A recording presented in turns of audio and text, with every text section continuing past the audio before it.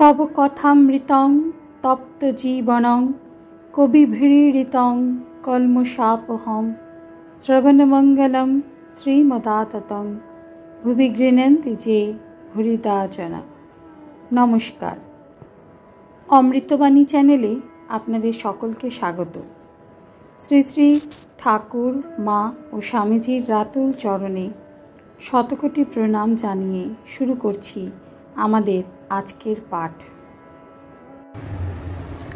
1885 October पूर्वकथा प्रथम समाधि आविर्भाव ओ मूर्खेर कण्ठे सरस्वती।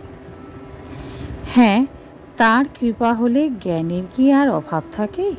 ठाकुर बोलছেন, हाँ, तार कृपा होले ज्ञानेर कि आर अभाव थाके?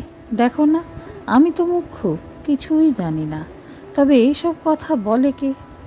আবার এই জ্ঞানের ভান্ডার অক্ষয়।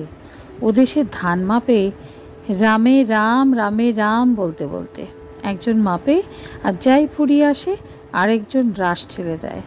তার কর্মই ওই, ফুরালেই রাশ ঠেলে। আমিও যা কথা কয়ে যাই, ফুরিয়ে আসে আসে হয় মা আমার অমনি তার অক্ষয় জ্ঞান ভান্ডারের রাশ ঠেলে দেন। ছেলেবেলায় তার আবির্ভাব হয়েছিল। 11 বছরের সময় মাঠের উপর কি দেখলুম, সবাই বললে বেহুশ হয়ে গিয়েছিলাম, কোনো সার ছিল না। সেই দিন থেকে আর একরকম হয়ে গেলুম। নিজের ভিতর আর একজনকে দেখতে লাগলাম। যখন ঠাকুর পূজা করতে যেতুম, হাতটা অনেক সময় ঠাকুরের দিকে না গিয়ে নিজের মাথার উপর আসতো, আর মাথায় ফুল দিতুম। যে ছোকরা আমার কাছে থাকতো সে আমার কাছে আসতো না, বলতো তোমার মুখে কি এক জ্যোতি দেখছি, তোমার বেশি কাছে যেতে ভয় হয়। ত্রয়োবিংশ পরিচ্ছেদ, free will or God's will. যন্ত্র রূঢ়ানি মায়ায়া। শ্রীরামকৃষ্ণ, আমি তো মূর্খ, আমি কিচ্ছু জানি না, তবে এসব বলে কে? আমি বলি, মা আমি তোমার যন্ত্র, তুমি যন্ত্রী, আমি ঘর, তুমি ঘরণী, আমি রথ, তুমি রথী। যেমন করাও তেমনি করি, যেমন বলাও তেমনি বলি, যেমন চালাও তেমনি চলি, না হং তুহু তুহু। তারই জয়, আমি তো কেবল যন্ত্র মাত্র। শ্রীমতী যখন সহস্রধারা কলসি লয়ে যাচ্ছিলেন, জল একটুও পড়ে নাই। সকলে তার প্রশংসা করতে লাগলো, বলে এমন সতী হবে না। তখন শ্রীমতী বললেন, তোমরা আমার জয় কেন দাও? বলো কৃষ্ণের জয়, কৃষ্ণের জয়, আমি তার দাসী মাত্র। ওই অবস্থায় ভাবে বিজয়ের বুকে পা দিলুম। এদিকে তো বিজয়কে এত ভক্তি করি, সেই বিজয়ের গায়ে পা দিলুম, তার কি বলো দেখি?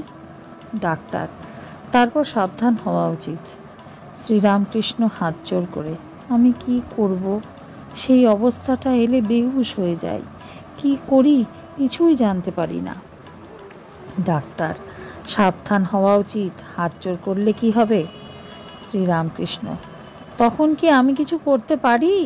তবে তুমি আমার অবস্থা কি মনে করো? যদি ঢং মনে করো তাহলে তোমার সায়েন্স মাইন্স সব ছাই পড়েছ। ডাক্তার, মহাশয় যদি ঢং মনে করি তাহলে কি এত আসি? এই দেখো, সব কাজ ফেলে এখানে আসি। কত রোগীর বাড়ি যেতে পারি না, এখানে এসে 6-7 ঘন্টা ধরে থাকি। আজকের পাঠ এ পর্যন্তই। নমস্কার। কথামৃতের সুধাধারার সাথে শ্রী শ্রী ঠাকুর মা ও স্বামীজির অনুধ্যানের জন্য চ্যানেলটি সাবস্ক্রাইব করুন।